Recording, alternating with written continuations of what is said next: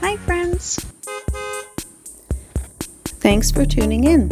If you like this video, please give it a like, comment below, and take a moment to subscribe to our channel.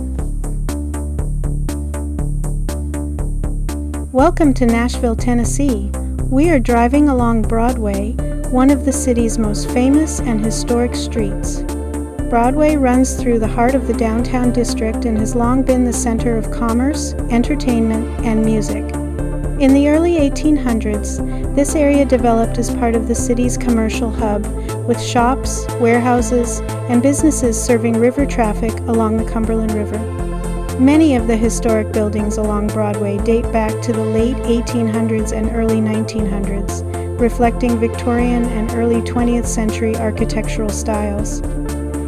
Over time, Broadway became synonymous with live music and entertainment, particularly in the early 20th century when honky-tonks, bars, and theaters began drawing locals and visitors alike. Today, Broadway is known for its vibrant nightlife, live music venues, restaurants, and cultural landmarks, attracting tourists from around the world while still maintaining a connection to its rich past. Driving here provides a view of the city's energy, showing how Broadway remains a living symbol of Nashville's history and cultural identity.